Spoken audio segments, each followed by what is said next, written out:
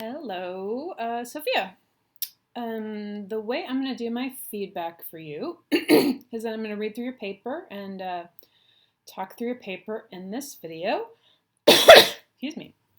And then there'll be an assignment for you to write back to me a little bit about your thoughts. So, the origin of nursing and its development into an established education system and licensed occupation.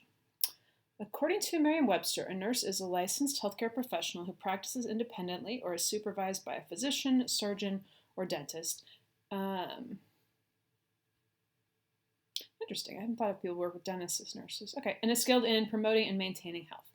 Nursing is an education and occupation path that many people choose due to its short yet structured education system, its high demand in the healthcare system, and the satisfaction of providing care and health for others that the job so often entails.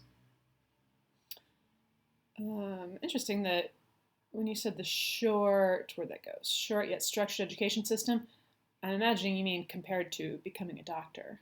It's not that short, is it?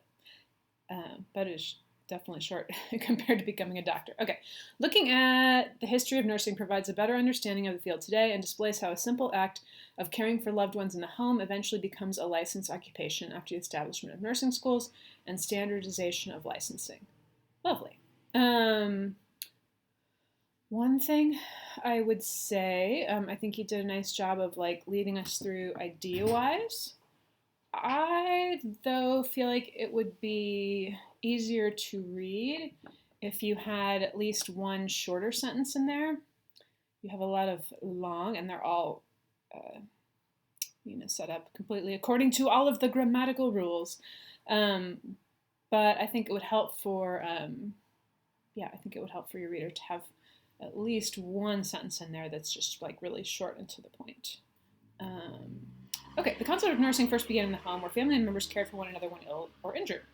In fact, the nursing of strangers was even seen as a non-respectable career for women at the time. Ooh. Some courses were available for training new nurses, but were nowhere near an established education system. However, Florence Nightingale, a pioneer for both the field of nursing women, I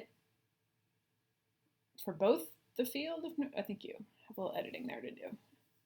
For both the field of nursing women. Okay, you'll fix that. Went against these social standards regarding nursing. In 1854, Nightingale led a group of female nurses to Crimea to serve and nurse British soldiers during the war. When she returned to England, Nightingale established nurse education programs in various British hospitals that were organized around a set of specific ideas about the education of nurses, which would later be known as the Nightingale Principles. Oh, interesting. That last one, though, is another sentence that I feel like it's so long, there's so much in it. She returned from England. She established these education programs. They were these specific principles. I really feel like it would be easier reading if you split that up. Not only did her work break the work and education standards of women at that time, that's kind of an awkward thing you could look at, but her work began the process of a standardized, education for the field of nursing in hospitals everywhere. That sentence is not your best work. So, yeah, let's tinker with that one.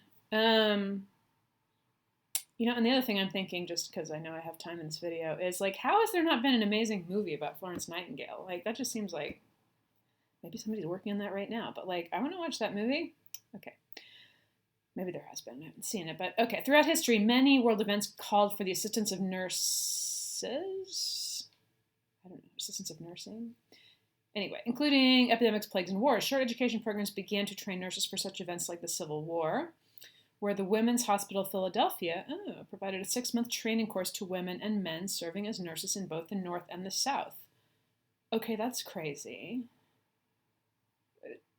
To both the North and the South? Got more questions about that. Okay, and it's very interesting, it's Philadelphia. It makes me wonder, why Philly and not... Okay. before the Nightingale principles became well known, hospitals were just surfacing in areas of high population during the urbanization and industrialization of many countries during the early 19th century. Hospitals were just surfacing in areas of high population. Yes. Something about the word surfacing. I don't know. I don't feel like that word quite gets at what you mean. Like, because I mean, they're being founded, they're being built up. I don't know. I feel like surfacing quite maybe says what you want. Okay. Since there's no standard of nursing or education at this time, I think he means there's no standard for nursing education. Okay, whatever. The quality of care provided to patients varied from hospital to hospital. Oh God, I'm sure. Depending on an individual's location and access to hospitals, the care they receive ranged from good to very poor. Oh, I bet. Oh, and this is all from something Penn Nursing put out? Oh, cool. It wasn't until the 1870s that professional nursing began. In the year 1873, three nurse educational programs began operation, including the New York Training School at Bellevue Hospital. Aha, heard of that. I've heard of Bellevue. The Connecticut Training School at the State Hospital, later renamed New Haven Hospital by Yale, and the Boston Training School at Massachusetts General Hospital. The initial three schools, were based on the Nightingale principles, initiated the widespread growth of similar nursing schools, and by 1900, 400 to 800 schools of nursing, were in operation in the United States alone. That's a lot. Nursing education at this time focused on cleanliness and orderliness, creating newfound structured and organized ways of training and techniques. We've gotten this far into the Nightingale principles, and I would really like to hear what they are. At least I think you need a sentence or two telling us something about the basics of what they are. I don't know how many there are. Maybe there are 100. But if there are like 3 or 5, you could definitely tell us about all of them, because I'm so curious. And as a writer, like, you always want to be thinking about, when is your reader ready for you to drop certain information? I feel like, maybe when you first mentioned those. Okay. Sorry. As the demand for nurses grew in the late 19th century, nursing began to transform from an educated practice to an actual profession. An educated practice to an actual profession? I don't know what that means. I have some theories, but yeah, say some more about that. In 1890s, the American Society of Superintendents of Training Schools for Nurses and the Associated Alumni, I don't even know how you say that. I've never said it out loud, of the United States and other nursing organizations were established. These programs would later provide a licensing system for nursing practice that today's nursing licensing was based upon. These programs would later provide a licensing system that today's... Again, I feel like your main thing for you to be working on in your writing is that, you've really mastered being able to write these long sentences with, complicated parts that work together, but mixing in, not always using those more complex structures, really helps your reader to have a place to kind of be like, oh, okay, here we are, and kind of rest for a second on the main idea of what you were getting at. Since then, nursing has continued to grow as both an education system and professional occupation. As the United States entered both World War I and World War II, nurses continued to serve a great importance to their country. Wait, so did we have nurses in World War I? Oh, right, it was the Crimean War. Gotcha, okay. However, as this demand increased, so did the stress and workload. Nurses received little financial compensation for their intensive and skilled work. Yeah. Causing a drop in people choosing nursing as a career path. Because of this, in the mid-20th century, sorry, I need to sneeze. Nursing was transformed from a simple training and licensing excuse me, to a Bachelor's of Science in Nursing degree, which provides nurses with both a better education and better economic opportunity. Is that because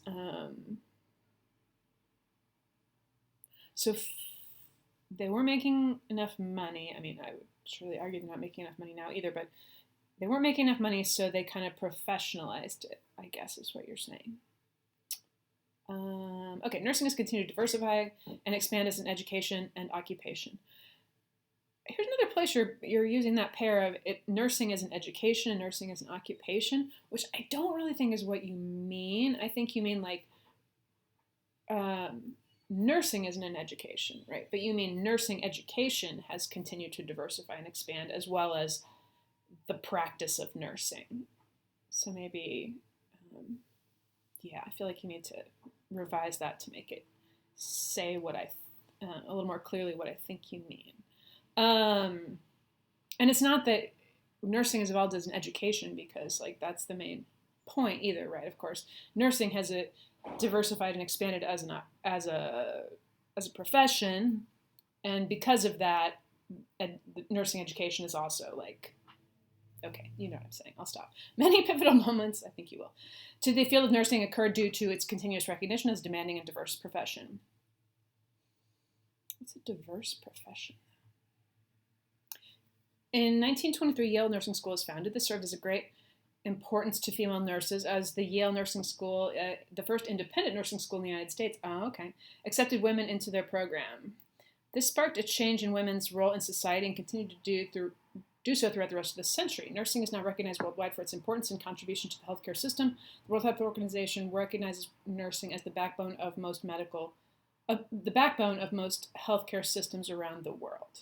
I like that this is the first place that you've done a direct quote in here. And that makes a lot of sense to me. I think you've made, as far as I can tell, good choices about when to use a direct quote, because this idea of the backbone, right, that exact word, is a nice one to use a direct quote. Okay, and then it looks like the conclusion. I would just say that, like, in the second to the last paragraph,